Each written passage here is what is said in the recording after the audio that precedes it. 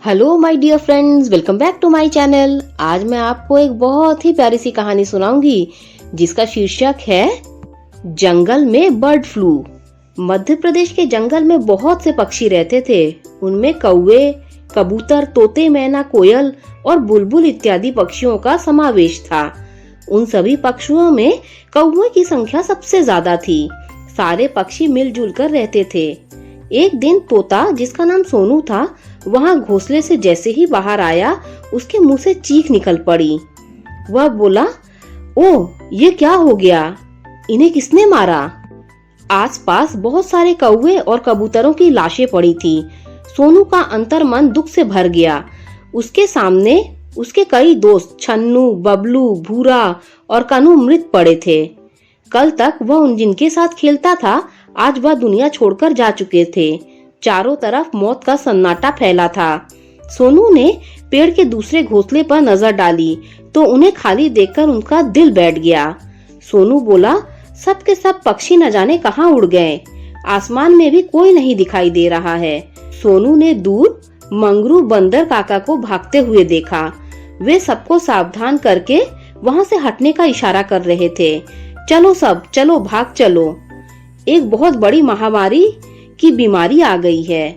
अपनी जान बचानी है तो जंगल को छोड़कर दूर चलो। मंगरू बोला, सोनू चल, भाग चले यहाँ से। मंगरू काका की बात सुनकर सोनू उनके साथ ऊपर उड़ने लगा। उसने आज तक ऐसी परिस्थिति का सामना नहीं किया था। जान बचाने के लिए वहां से हटने के सिवाय दूसरा कोई रास्ता नहीं था। मंगरू बंदर नीचे नीचे भाग रहा था और उसके ऊपर सोनू तोता उड़ रहा था। वह उस जंगल से दूर तक एक पहाड़ के पास पहुंच चुके थे। पास में एक नदी बह रही थी। मंगरू बंदर ने चारों तरफ देखा। उस जगह को ज्यादा सुरक्षित मानकर वहां अपने कदम रोक लिए। सोनू भी उड़ता हुआ नीचे आ गया। सोनू बोला, काका, यह सही जगह लग रही है। मंगरू बोला, हाँ, इसीलिए मैं यहाँ रुक गया। पास में नदी का पानी भी है और फलों के पेड़ भी हैं। सोनू बोला, काका, हमारे बहुत से साथी हमेशा के लिए दुनिया छोड़कर चले गए हैं। बड़ा दुख हो रहा है। ये कैसी बीमारी है? मंगरू बोला, बड़ी भयानक बीमारी है बेटा। एक से दूसरे में फैलने में देरी नहीं लगती।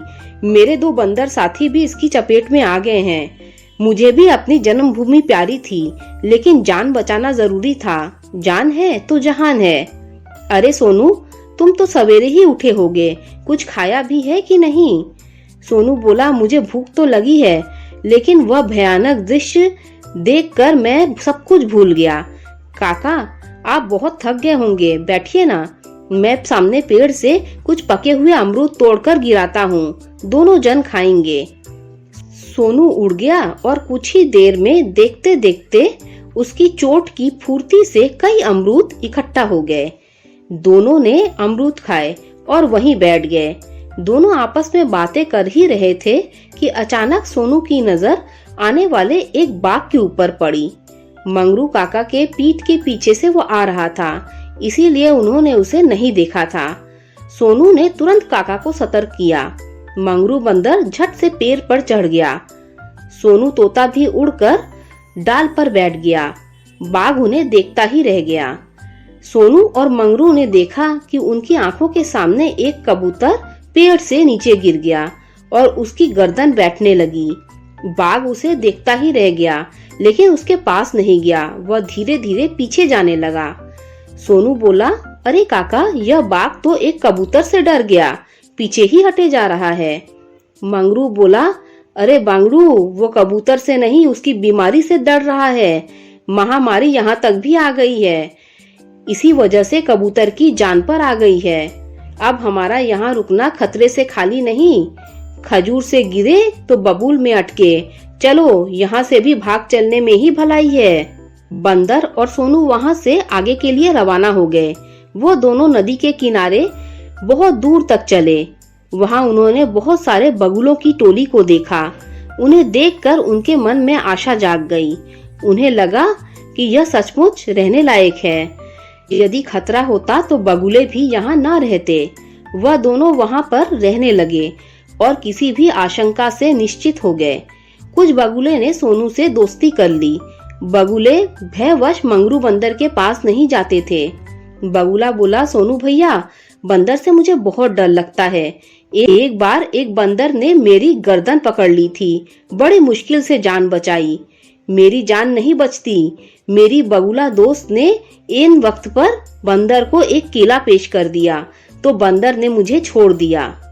सोनू बोला, अरे हमारे मंगरू काका ऐसे नहीं है। वह किसी भी पक्षी को नहीं सताते, बल्कि सबकी मदद करते हैं। बड़े नेक स्वभाव के हैं, इसीलिए तो उनकी और मेरी बहुत पटती है। सोनू की बगुले के साथ बातचीत चल रही थी, इतने में दूर मंगरू बंदर जमीन पर गिर पड़ा। वह परेशान दिखाई देने लगा, उसकी तबीयत भी खराब हो गई। सोनू उड़कर उनके पास पहुंचने ही वाला था कि इशारे से उसे रोक दिया। मंगरू बोला, सोनू यहाँ से चले जाओ, मेरे पास मत आना।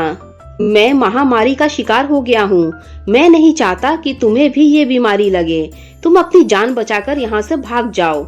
सोनू बोला, मैं आपको छोड़कर कहाँ चला जाऊं?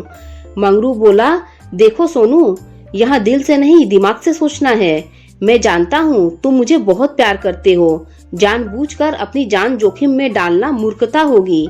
यहाँ से जल्दी से निकल जाओ बेटा। सोनू की आंखों में आंसू भर गए। वह बगुले के पास पहुंच गया। सोनू बोला, मेरे काका को बचा लो। क्या कोई ऐसा इलाज है जो मेरे काका की जान बचा सकता है? इस दुनिया में उनके सिवा मेरा कोई नहीं है।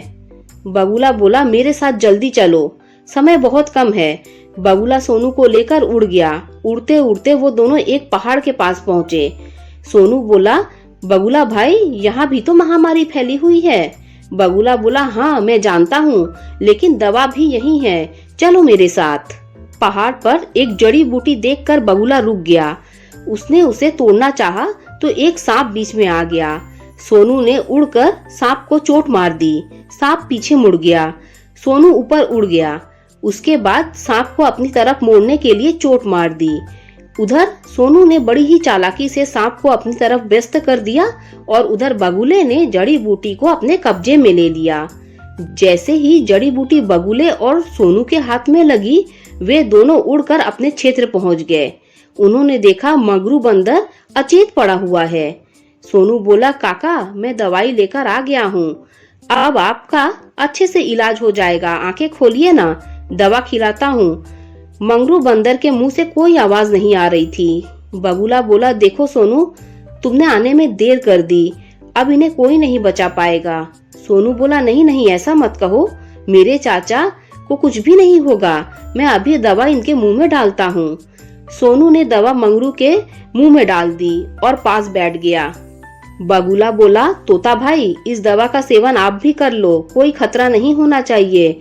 हम लोग रोज इस दवा का सेवन करते हैं, इसीलिए मजे में घूमते रहते हैं। सोनू ने भी दवा खा ली और काका की चेहरे की तरफ आशा भरी निगाह से देखने लगा। मंगरू काका को होश नहीं आ रहा था और सोनू का दिल बैठा जा रहा था। उसकी आंखों से लगातार आंसू गिर रहे थे। सोनू बोला, हे भगवान, मेरे काका को बचा लो। आपका मुझ पर बड़ा उपकार होगा।